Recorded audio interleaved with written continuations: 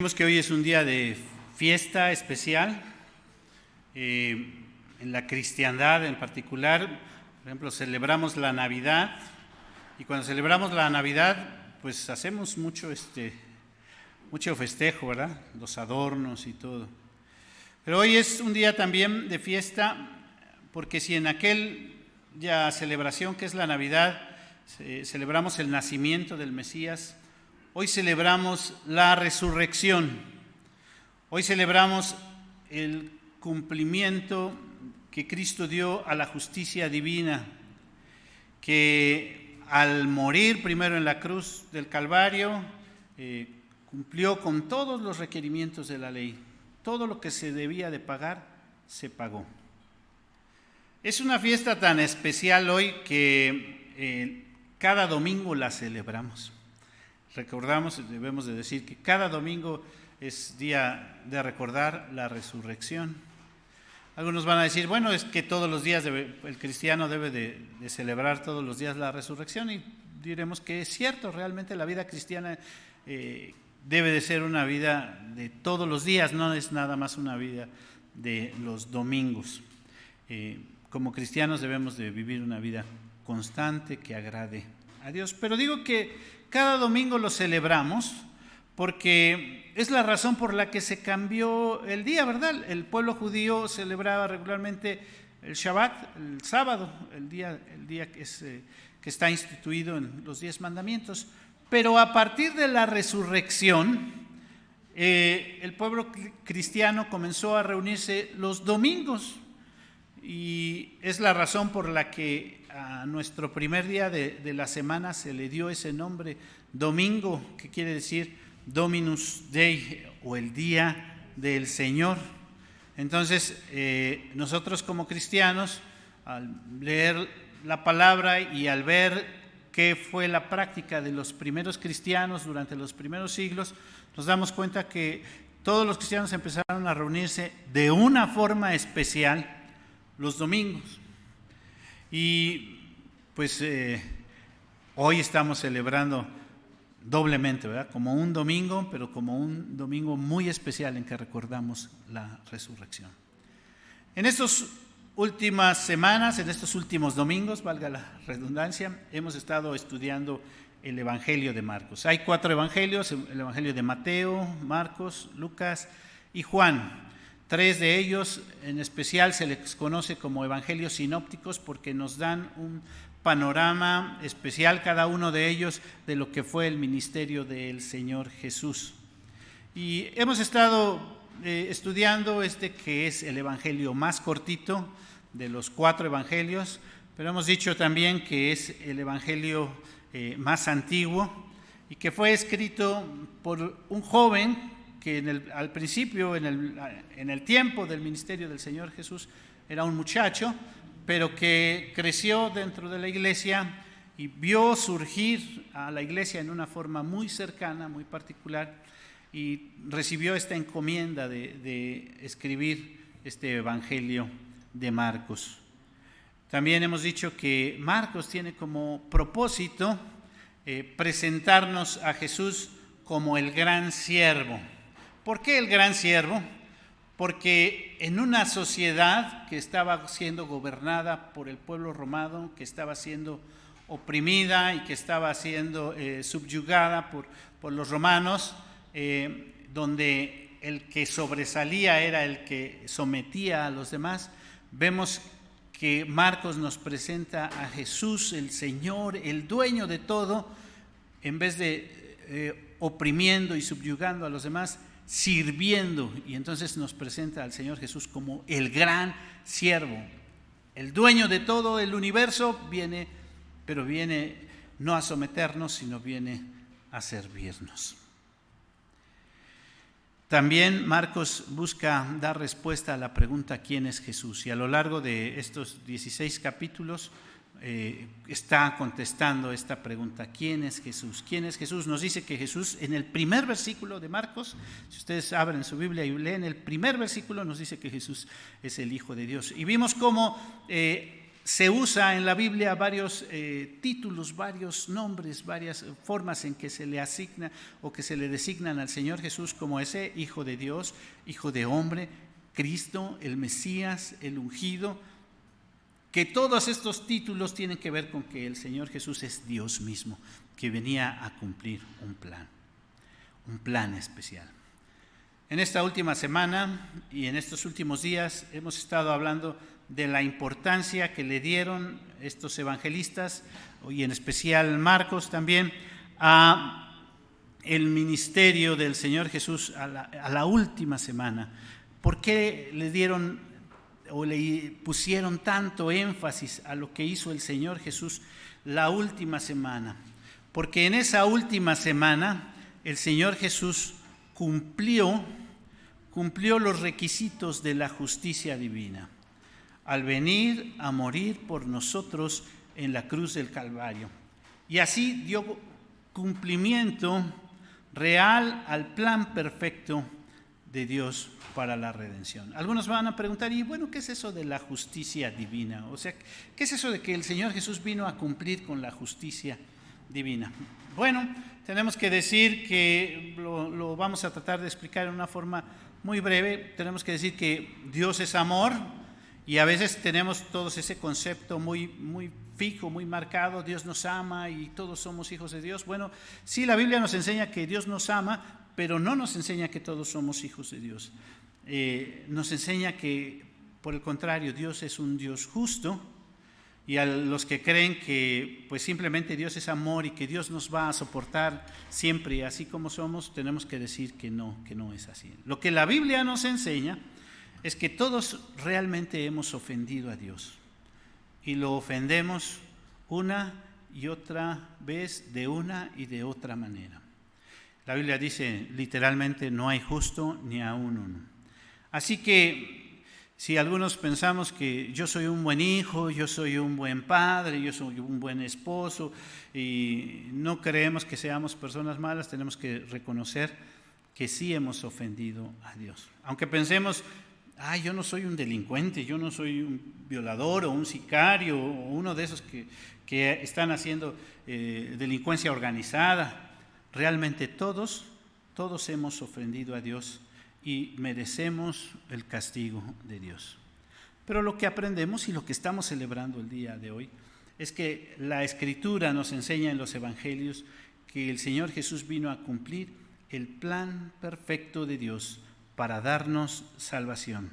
Una salvación que no merecemos, porque todos somos pecadores, porque todos hemos ofendido a Dios, pero que Dios nos da. ¿Pero cómo nos las da? Precisamente nos la da a través de Jesucristo, alguien sin faltas, alguien que cumplió toda la ley, que no tuvo fallas, y que Él recibió el castigo que nosotros merecíamos. Entonces ahora lo único que tenemos que hacer es creer en ese sacrificio que el Señor Jesús hizo en nuestro lugar, y que ese sacrificio fue para cumplir lo que decía al principio, la justicia divina, para que nosotros podamos disfrutar y tener acceso a Dios. Así que no se trata simplemente de creer en Dios, porque muchos dicen: bueno, yo sí creo en Dios. No se trata simplemente de decir: yo creo en Jesucristo. No, se trata ni siquiera, repito, tal vez de decir: pues yo voy a actuar como Jesucristo actuó, yo voy a ser una buena persona. No se trata de eso. Lo que sí se trata es de creer en ese sacrificio que hizo el Señor Jesús, y creer que ese sacrificio fue en nuestro lugar. El clímax de cada uno de los 4 evangelios es cuando nos presentan al Señor Jesús ahí muriendo en la cruz del Calvario. Y creo que eso es muy claro para todos nosotros, porque cuando nos hablan de Jesús, lo primero que imaginamos es a Jesús ahí en la cruz del Calvario, porque eso es lo que se quiere resaltar, se quiere recalcar, y efectivamente es el momento culminante en que el Señor hizo una declaración tremenda ahí, porque el viernes que hablábamos sobre la pasión del Señor Jesús, hablábamos sobre las últimas palabras del Señor Jesús, ahí ya colgado en la cruz, declaración máxima es: consumado es. Es decir, se había cumplido con todo, todo se había hecho. Ya está listo, ya todo se ha hecho, ya no se necesita hacer nada más. Consumado es. Y el apóstol Pablo lo dice más adelante, y bueno, varios lo repiten, este aspecto: ya está todo listo. Una parte que me gusta mucho es ahí en Colosenses, donde el apóstol Pablo dice que todo lo que nosotros debíamos se quedó pegado ahí en la cruz del Calvario. Lo voy a leer, dice Colosenses 2, 13, 14 y 15.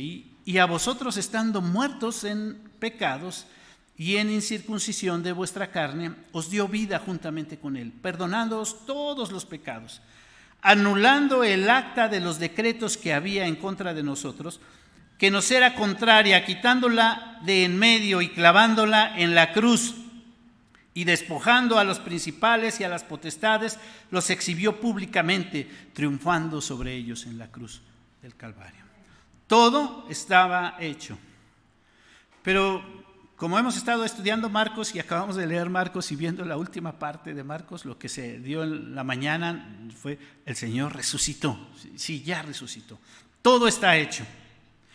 Pero al leer un poquito este último capítulo, vemos ahí algunos detalles que nos llaman la atención. Todo estaba hecho, pero al parecer nadie lo entendía, o por lo menos nadie lo entendía completamente.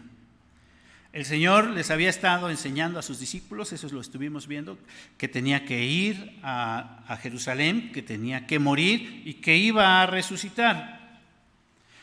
Les había estado diciendo todo lo que iba a pasar, que eso era la forma en que iba a dar cumplimiento al plan perfecto de Dios para la redención.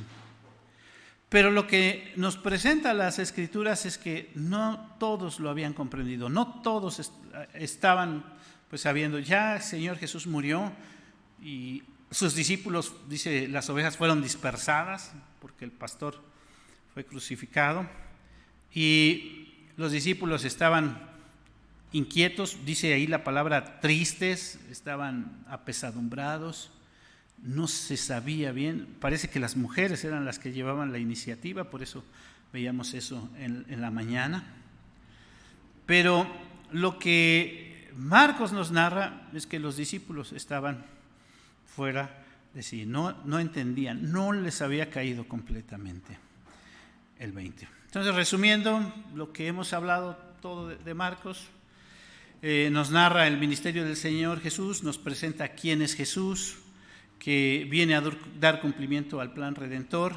Nos presenta el ministerio del Señor Jesús lleno de señales, de milagros, de prodigios, y cómo durante lo que hemos llamado la Semana Santa dio cumplimiento al plan redentor de nuestro Dios, para que se pagara todo lo que nosotros debíamos o todo lo que nosotros debemos.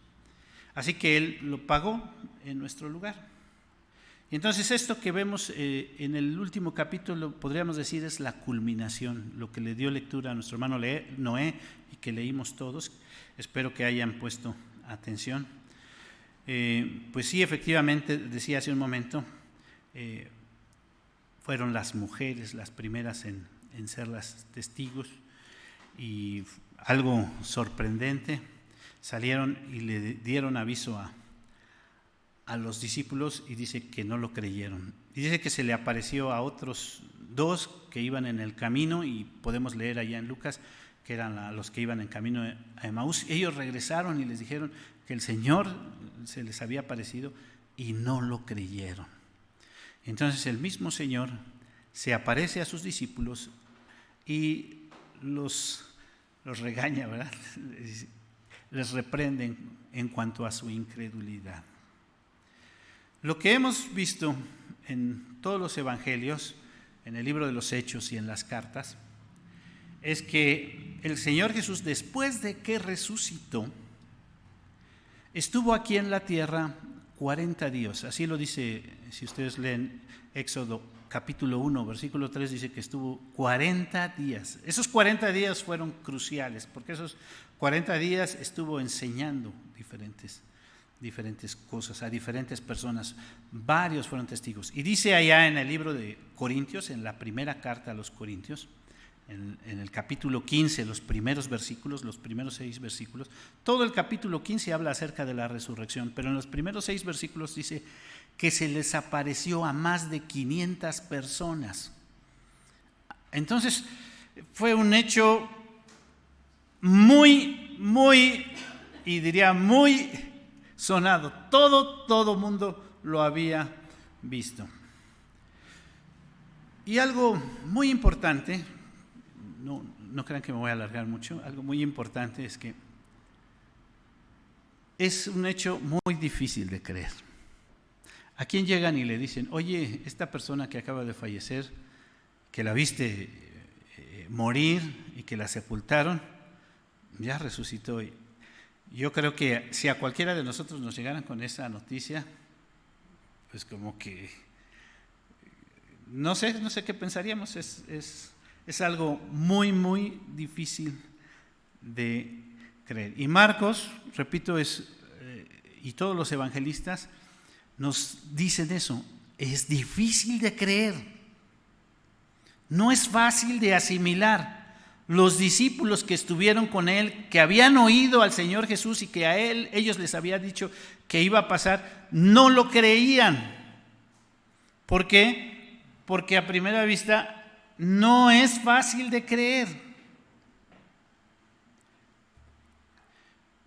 Si nosotros comenzamos a hablarle de esto a algunas personas, hay personas que son buenas con nosotros y nos dicen, sí, ajá, bueno, sí, cierto. No, pues eso es lo que creen ustedes, ¿no?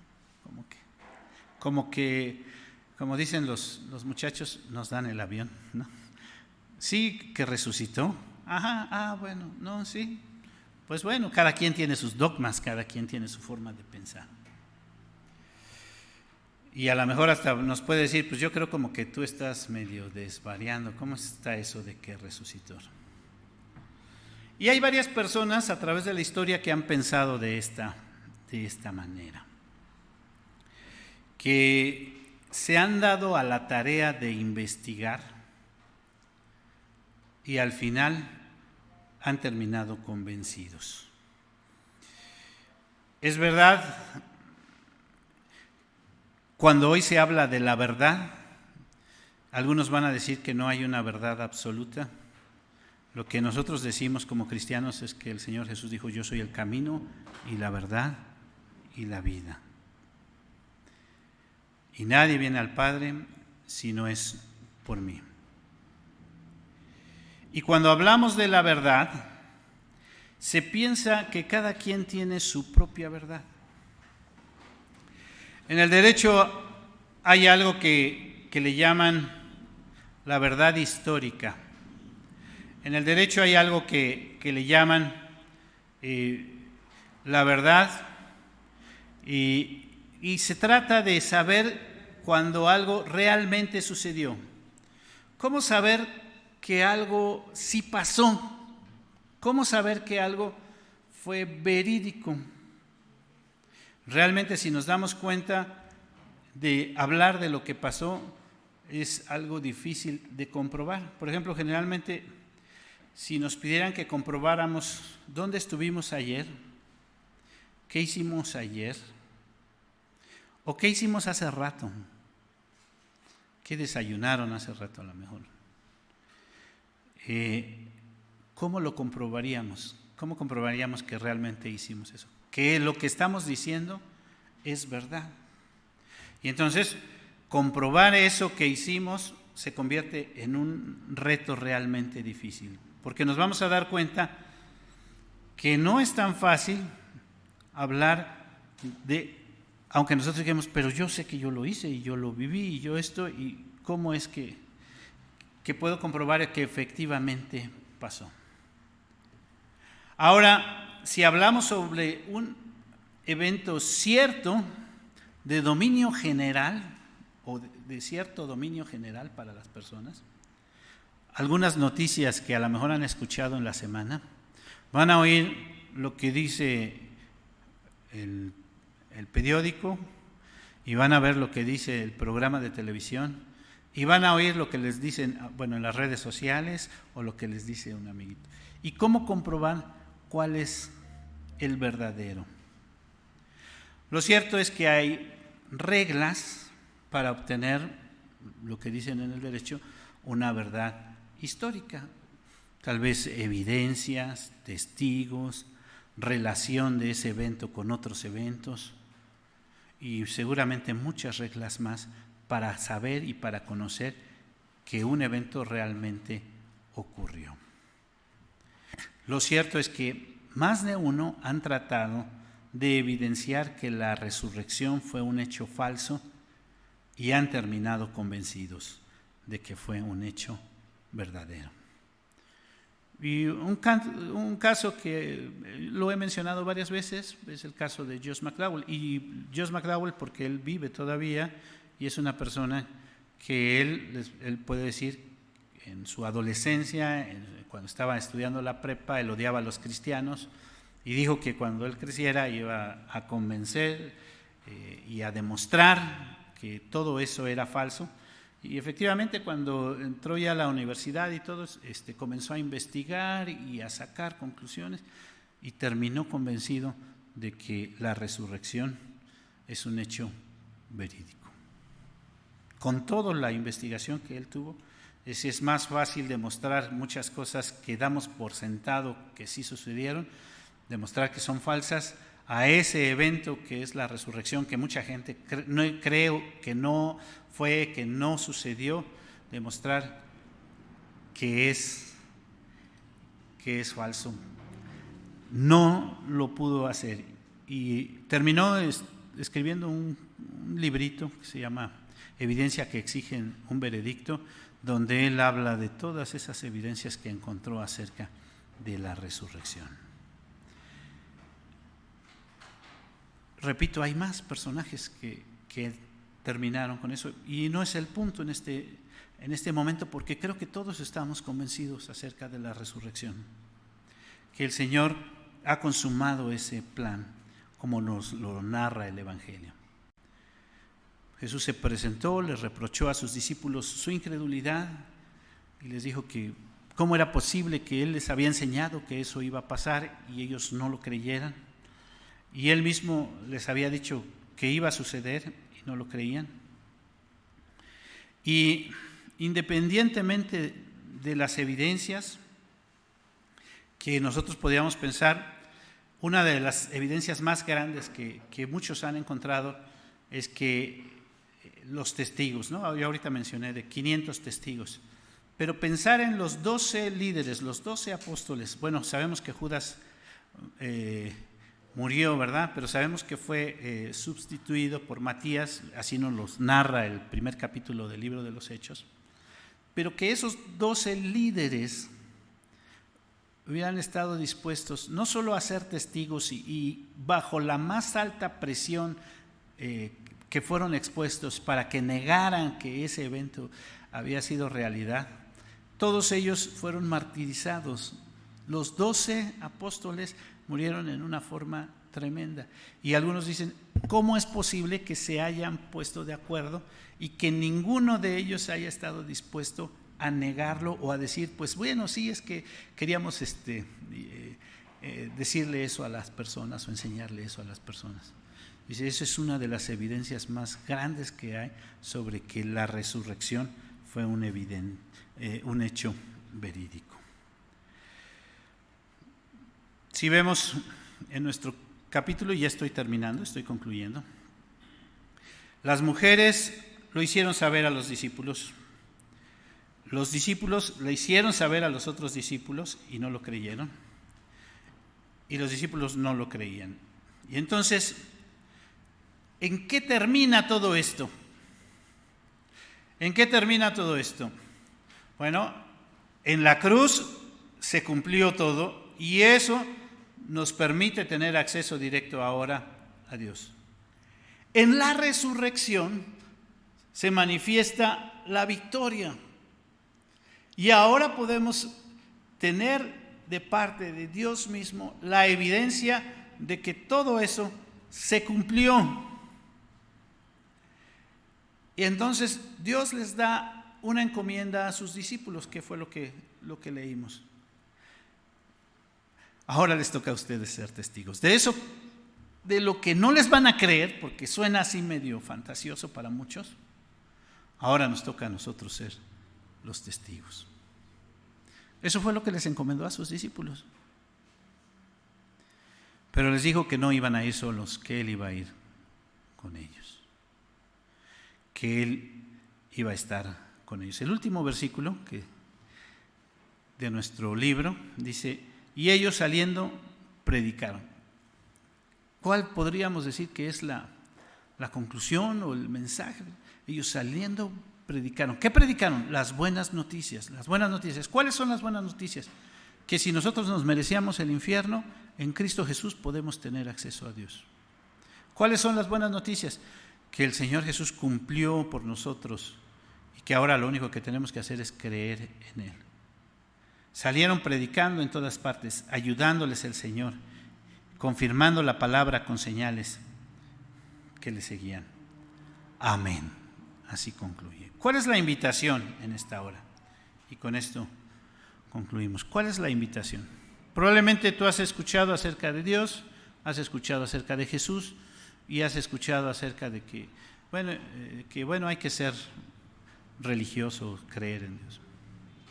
No se trata de eso. La invitación, la primera invitación para nosotros este día es realmente creer que ese sacrificio de Jesús fue en nuestro lugar y que lo que estamos celebrando hoy es la victoria de Cristo Jesús, que fue consumada sí en la cruz, pero demostrada y evidenciada en la tumba, porque la tumba está vacía y Él vive. Esa es la primera invitación. Si tú no lo has creído y si tú simplemente dices, bueno, yo creo en Dios, yo soy una persona buena, quiero decirte que eso no basta. Lo importante es que tú reconozcas a Jesús como el medio a través del cual podemos llegar a Dios, porque nosotros por nosotros mismos no podemos. La segunda invitación es para aquellos que ya lo conocían o que sí han tenido ya esta relación con Dios. La invitación es que no seamos incrédulos y vayamos y anunciemos las buenas nuevas de salvación. La invitación es que vayamos y anunciemos las buenas nuevas de salvación. De todo eso habla Marcos. El mensaje principal es que Jesús venció la muerte y hoy nos da vida y tenemos nueva vida en Él. Vamos a orar. Señor, tú conoces nuestro corazón, sabes cómo somos y sabes nuestra forma de pensar y lo que creemos. Y a ti no te podemos engañar en nada. Tú sabes nuestros sentimientos, lo que nos mueve. Queremos confiar en ti, queremos esperar en ti. Señor, que seas tú el que actúe, Señor, que hagas las cosas en nuestras vidas, que sea el Espíritu Santo tocando los corazones y moviéndolos a reconocer ese sacrificio de Cristo para satisfacer la justicia divina, para cubrir las faltas que nosotros hemos cometido.